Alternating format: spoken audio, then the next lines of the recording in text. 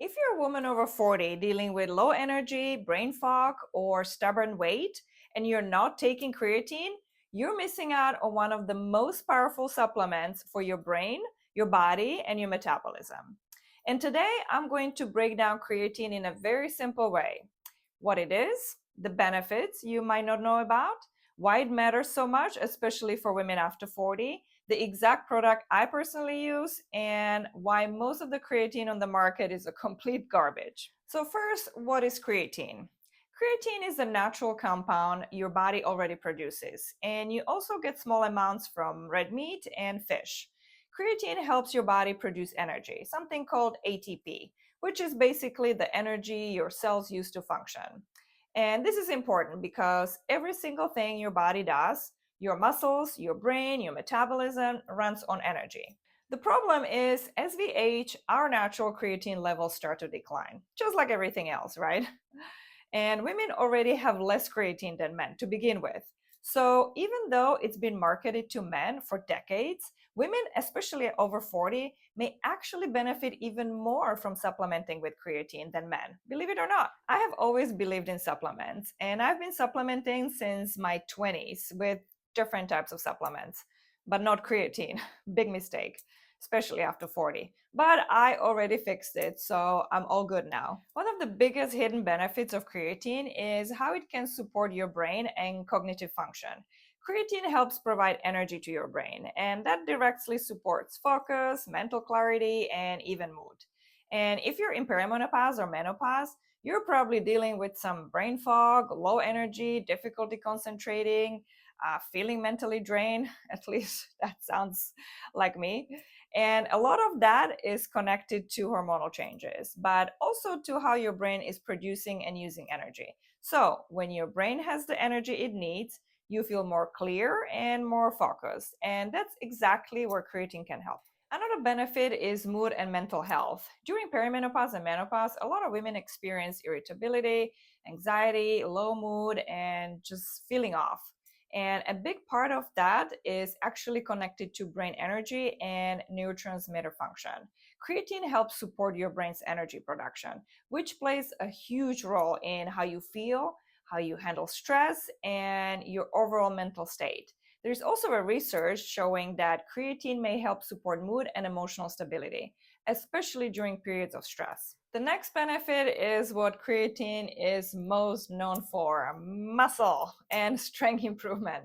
And that's very important for women over 40. Starting in our 30s, we naturally begin to lose muscle mass, and this process actually speeds up during perimenopause and menopause as we keep losing estrogen, which plays a role in maintaining muscle. This is known as sarcopenia. Basically, your muscles slowly decline if you're not actively working to maintain them. And this really matters because muscle is what drives your metabolism. The less muscle you have, the harder it becomes to burn fat, maintaining your weight, and stay strong. This is where creatine can make a big difference. When combined with strength training, it helps preserve lean muscle, improve strength, and support recovery. And for me, it isn't about looking like a bodybuilder. It's about maintaining a strong, healthy body as I age.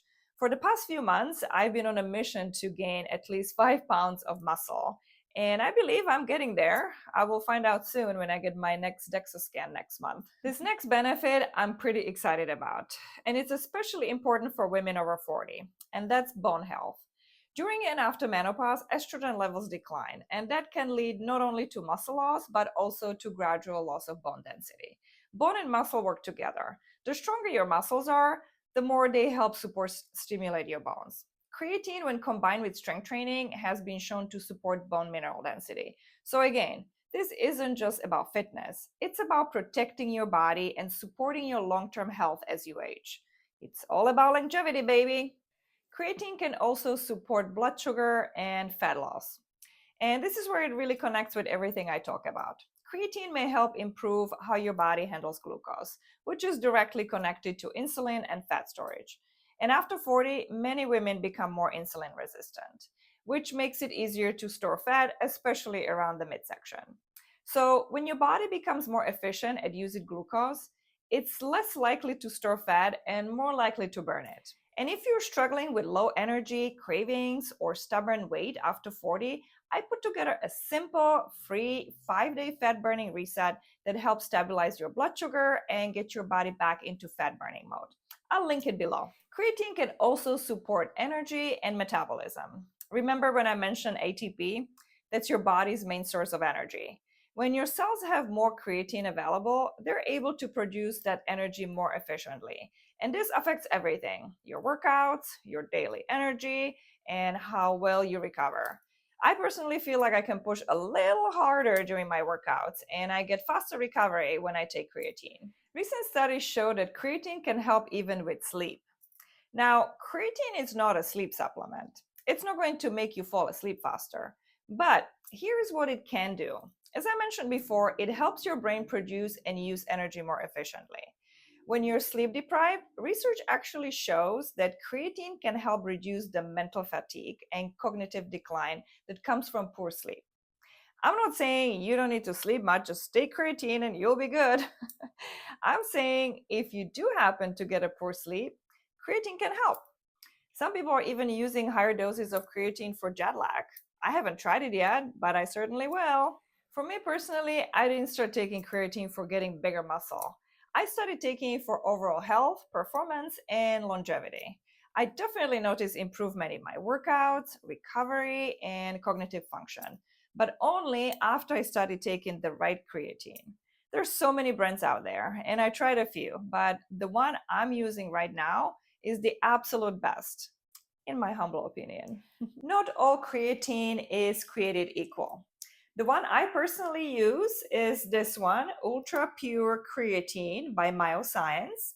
It features 100% Creapure. It's the world's purest creatine monohydrate, precision made in Germany.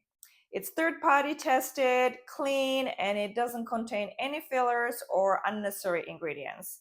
And that's important to me because I want to put only the best ingredients into my body. The reason why I like this creatine more than any other creatines that I tested before, I used to get nauseous when I took creatine. Some people experience bloating.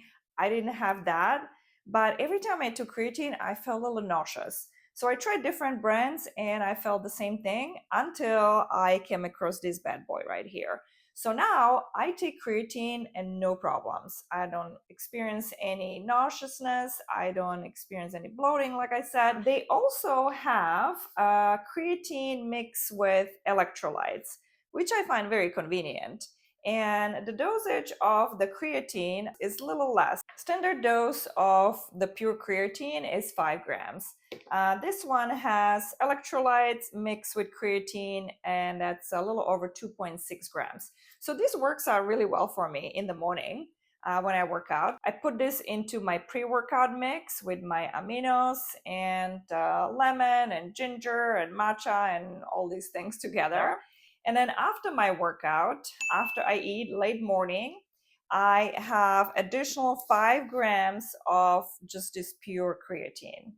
And that works really well for me. Sometimes when I do really heavy workout or I feel a little fatigue in the afternoon, then I do 5 more grams of this creatine in my drink. But I usually take about 5 to 10 grams of creatine per day.